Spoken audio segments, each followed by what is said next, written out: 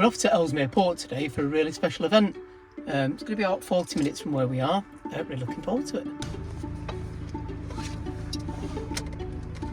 Well, typical Easter weekend, the forecast was awful, but it said rain yesterday and it was bright and sunny for most of the day, so let's hope the weather forecast is wrong. The sun's just come out. Fingers crossed, it'll be a much nicer event if the sun stays out. We're actually heading over to the Ellesmere Port Boat Museum. This year they're celebrating their 50th anniversary. The Boat Museum is located in the northwest of England, at the end of the Shropshire Union Canal, not far from Chester.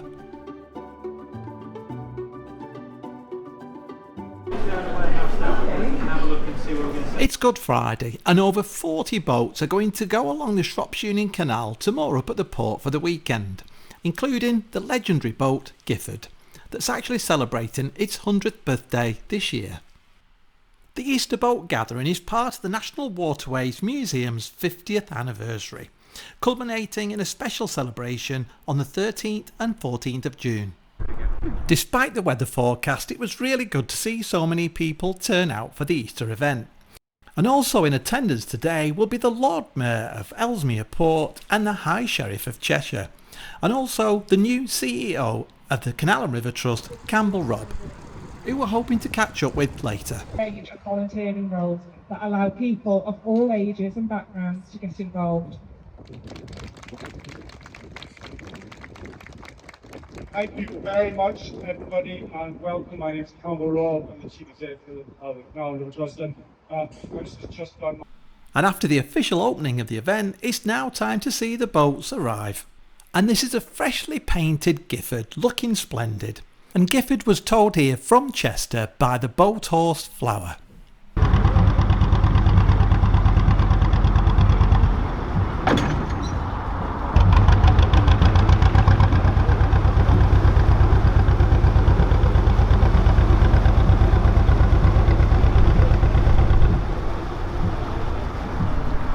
Some of the boats have to wind here and reverse into their position at the top basin. Not an easy task in front of this big crowd and against a strong wind. Some of the other boats have got the easier task of dropping down the locks into the lower basin.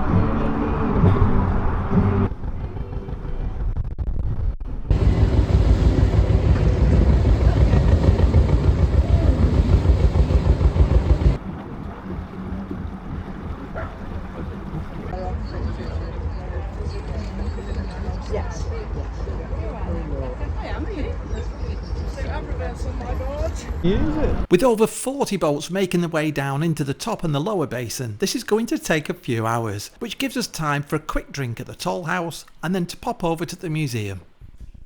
The museum occupies part of a 200-year-old historic dock, designed by Thomas Telford. The cost of tickets for the museum are £13.25 for an adult and £9.95 for a child, but there are concessions and family tickets are available too. I know we've got a modern electric boat in build and it's really quiet, but we really love the sound of a traditional narrowboat.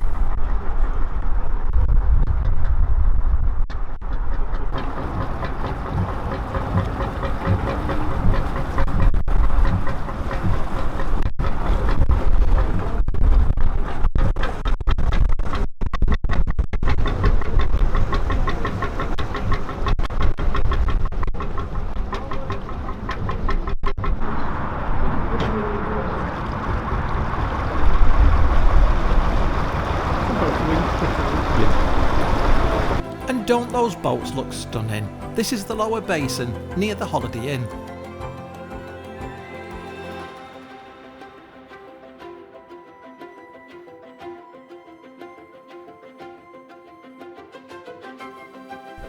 It's nice to see the boats and it's nice to see everybody helping out.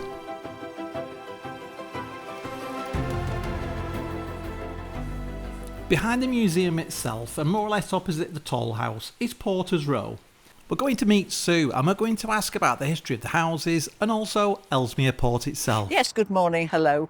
There's a team of us that look after Porter's Row and we do the inside care. So we call ourselves the curatorial housekeepers. So on a Thursday each week, we come down and literally do some housekeeping. And there's a team of males, totally sexist, that do decorating. They've just done number 9 for us. They're doing repairs to the windows. So we've got decorators, joiners and plasterers. So we're trying to maintain the buildings in some sort of semblance of order. We've got 2 ladies who do the gardens. So we've got Sheena and Vera who do the gardens. And between us, we're quite a comprehensive team of people that are needed to look after this part of the museum site. We'd call it home, but it's definitely not quite home because there's no water running, there's no electricity in all but one of them. The television is a 1950s television, which is absolutely minuscule compared, and the young people that come round look in amazement. We've had some visitors this morning. We had lots of visitors this morning. So they watched all the boats coming in and then they came down to see what we were doing here. And I offered one of the young ladies some time to do the washing for the week. Put it in the copper in number 10. Run it through the mangle. Amazed. They didn't know. But it's those kind of things that keep things going. And the grannies in the background are saying, I remember that. And then we get the stories about, well, I used to live round here. Great-granddad, I've just discovered from one visitor, worked in the flour mills that were just over the back here.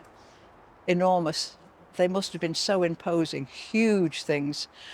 And then the children also don't realise that when you say boats, you're talking about sailboats. So we've got a couple of pictures now to illustrate for them because they have no concept. And it's wonderful to try and explain to them. So we've all been gelling up in all our history. We've got one lady who is new to the team. She has no background of boating or social history, and she's really doing her homework. So the team is very diverse and there's lots of us, and it takes us all to just keep it ticking over and keep things looking good. For people that haven't been to the museum before, can you explain what they'll be looking at and the history of the place? Well, originally this was a very small village called Netherpool. And then some industrialists decided that it was a good move financially to build this leg of the canals, which was in the canal era, of course, when everything was being joined up with canals. And they built the Shropshire Union Canal. One of the major industrialists was Wedgwood from the potteries. And the clay used to be brought here. Some of it came round from Cornwall, for instance, and then would be transferred from the larger boats, which came straight from the sea then, because we had no ship canal at the beginning, taken down to Stoke, and then the goods would be brought back so that the canal gave a much easier and smoother ride. The Holiday Inn used to be the crate store for the goods before they went out. So we've got very model equivalents of things being stored. Trade was very good, and everybody was very busy, but of course it was very manual. Porter's Row was built at the beginning of the site so that there were reasonable living conditions. The one shopping street at the back was called Dock Street, unusual. And that just ran across the back of the site. So that was just over the back there. And that was the beginning of Ellesmere Port as such, and was the port of Ellesmere. The discussions took place, I understand, in a pub in Ellesmere. And that's how we eventually got the name, because we were the port and that was the concept and that's where it came from. And everybody had to work extremely hard and the traffic was very, very, very busy. Originally, to move everything, if the women could afford to stay on shore, they did. which is why Porter's Row was a boon, because the women could stay and the men moved the boats.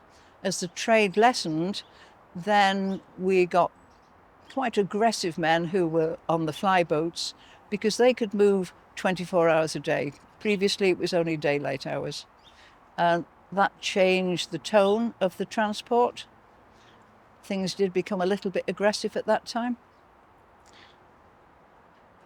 Trade got even worse, and the women had to go back on the boats then because it was a much more of a family concern. And socially, the families were slightly ostracised because the children didn't have time for education, although the Education Act had been passed. They hadn't got time to stop and go to school because they were part of the workforce.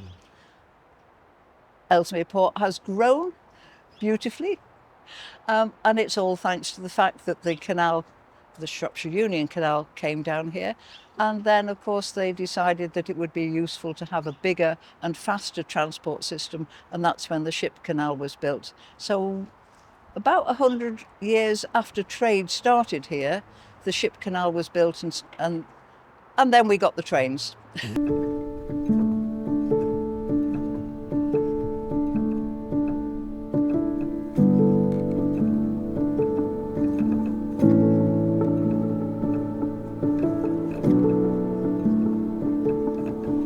It's always nice to see the historic boats, and it's always a good excuse to get out and visit the museum. Luckily, the weather stayed dry for most of the day.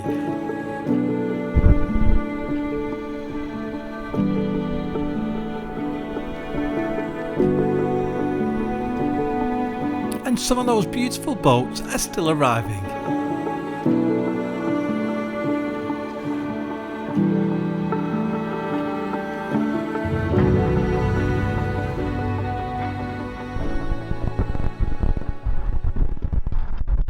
We met up with friends Mike and Karen, and they wanted to show us around their boat. There's some really unique features on this. This boat's just 10 years old, and Anthony's about to get very jealous. So Mike, thanks for talking to us and thanks for letting us have a look around your boat. Can you tell us about it? Well, one of those things, I always wanted a boat of my own, and eventually about 10 years ago we started the building process. Had the hull put together and followed the inside. Totally unique, something a little bit different, but exactly what I wanted. How long is the boat? She's 57. Yeah. And who built the shell, do you know? Mel Davis did the steel work up in Nottinghamshire, and then moved it down to Northampton, and Jim Birch did the fit out inside. And can you give us a quick tour? Yeah, certainly. Yeah.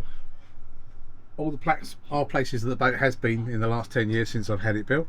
There's a double diner that folds into a double bed, settee at the far end with the TV unit. There's even a washing machine hidden in the bow. The covers open up both all the way down if I wish to, or I can cover right up, depending where I am. So it's all fully double glazed, lovely and warm, complete with heating system, with cast iron radiators. So it's a very, very warm boat. Yeah. One of the best things I've ever had put on the boat is the Heritage stove, which does the hot water, the heating, as well as all my cooking for me. So it makes it a gas-free boat. Wow. And did you source this yourselves? Yeah. Saucepans aren't even shiny. Good sized galley. Blimey. That's incredible. I've always got the bar in the bathroom, so you never know when you want to drink in the bath. Anthony's going to be so jealous when he sees a bath and a bar. He really is.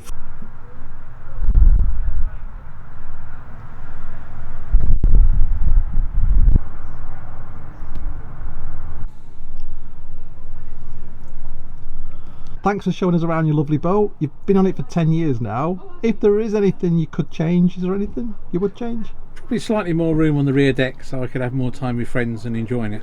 Okay. Thanks to Mike and Karen for showing us around their lovely boat.